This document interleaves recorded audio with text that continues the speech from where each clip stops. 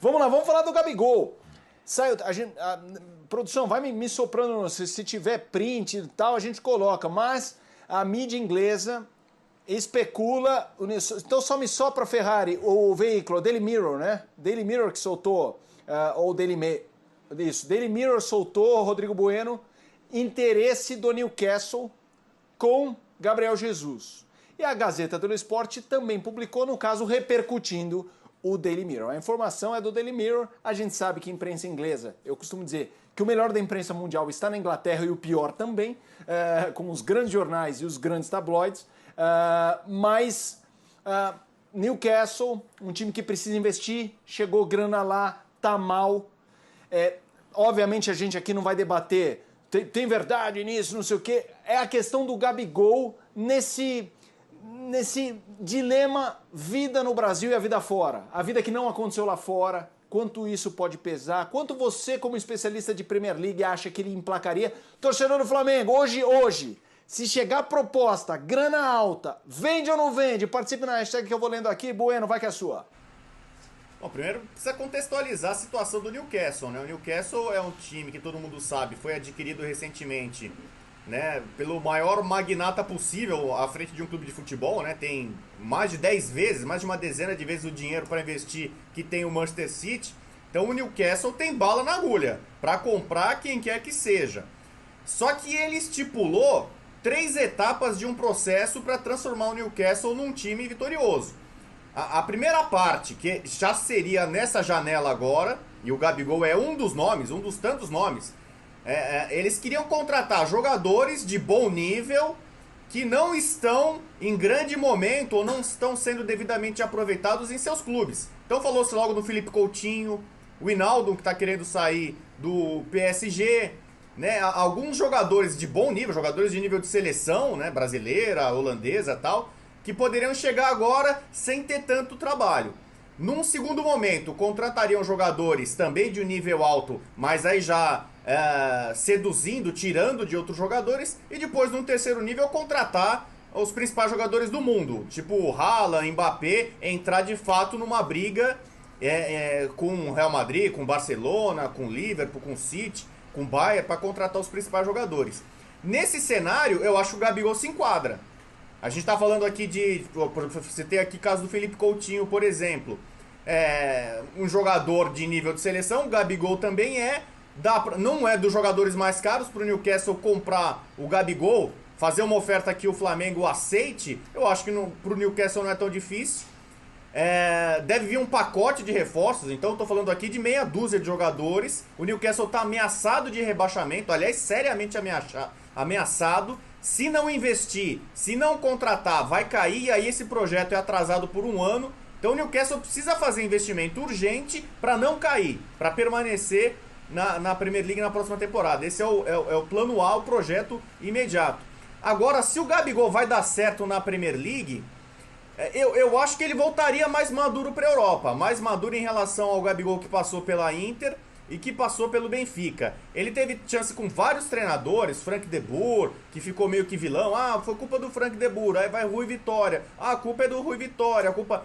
brasileiro, quando não dá certo na Europa, a culpa é tudo, né? A comida, o idioma, a temperatura, são os alienígenas, entendeu? Tem um monte de desculpa pra não dar certo. Eu acho o Gabigol voltando agora mais maduro, mais experiente, mais profissional, mais consciente, é uma boa pedida. E o fato de o Jorge Jesus não ter acertado com o Flamengo, eu acho que é mais um bom motivo para ele pensar na Europa sim.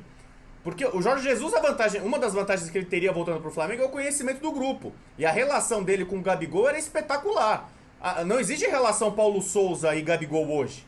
Então vai vir um novo treinador, um novo trabalho. Boa parte dos desafios, metas e recordes do Gabigol ele já alcançou no Flamengo em várias competições, Libertadores e tal. Claro que ele pode aumentar esses números.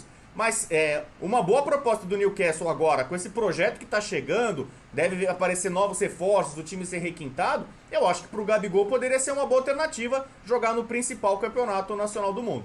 Ô Facinca, você acha que no fundo, essa é uma pulga atrás da orelha do Gabigol para sempre? Assim, querer voltar para provar?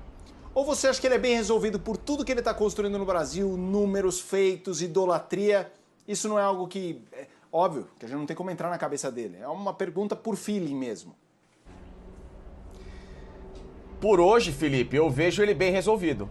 É um cara que, em inúmeras entrevistas, ele se declara muito bem adaptado ao Rio de Janeiro, ao próprio Flamengo, enfim, ao que ele se sente em termos de importância para o clube. E ele é um dos maiores atacantes da história do clube, sem dúvida alguma. Então, eu sinto ele muito tranquilo em relação a isso. Em relação ao Newcastle, nesse momento, talvez, né, o Bubu, para o Gabriel, seja melhor esperar o desenrolar desse Newcastle nesses próximos 6 meses. Porque a gente sabe que, ainda mais para ele que não teve uma adaptação tão boa quando esteve no futebol europeu, é muito melhor esperar a montagem desse grupo e ver como que ele vai se desenrolar até numa possível permanência na Premier League da próxima temporada. O Newcastle briga contra rebaixamento, hoje numa situação um pouco complicada, tá a 2 pontos, claro, de escapar, mas ainda assim tem um time de muito mais baixos do que altos. Então talvez esperar a formação desse grupo para ele chegar com um time mais estruturado. Se chega agora e essas contratações que são tão prometidas acabam não se concretizando, ele cairia num time muito frágil e correndo o risco até de ser relegado para uma Championship. Não seria muito bacana.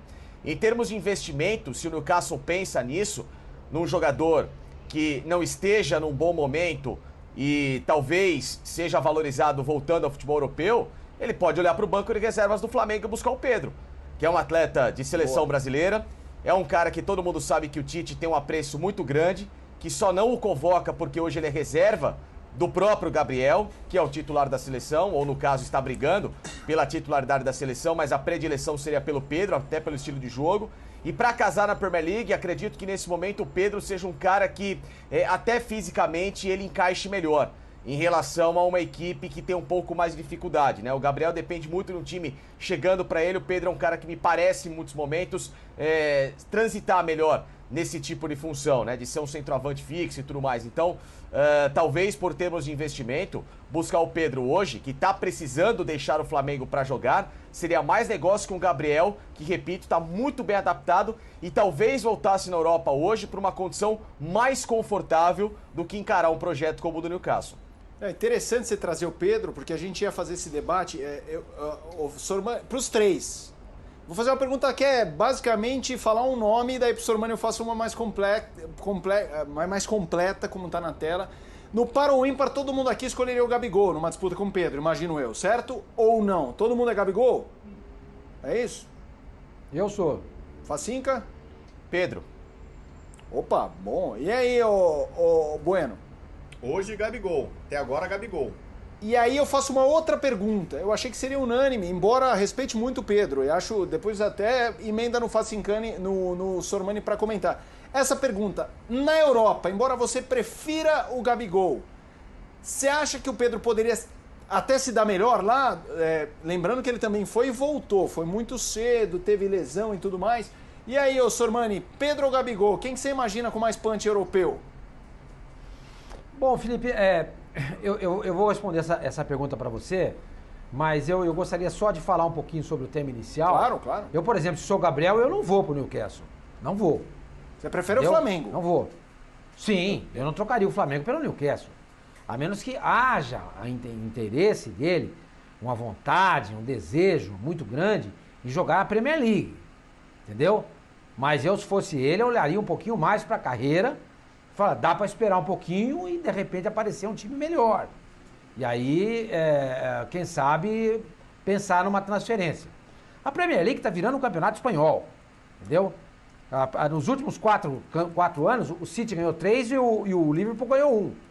E nessa temporada o City é o líder e o vice-líder é o Liverpool, junto com o Chelsea, é verdade. Mas são os dois. Radical isso, mano.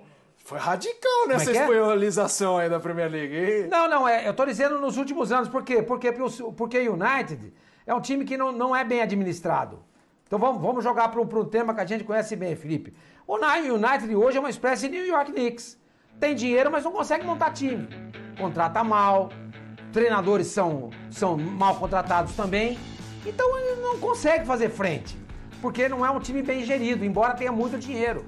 Na NBA, o New York é a franquia mais cara que existe. Tem muito dinheiro, porque está em Nova York, bom, enfim, não importa. Então, hoje, a Premier League está se transformando nisso. Você confia no Chelsea? Eu não confio. Aliás, eu acho que a grande chance de o Palmeiras ganhar o Mundial está agora. O grande problema do Palmeiras, sem dúvida, vai ser a semifinal contra o Monte Rei. Porque aquele peso de ter que passar da semifinal para chegar na final. Chegando na final, eu acho que o Palmeiras tem grandes não digo, mas Sim. tem chance de ganhar o Mundial do Chelsea. Eu acho. O Chelsea pra mim não é confiável, entendeu?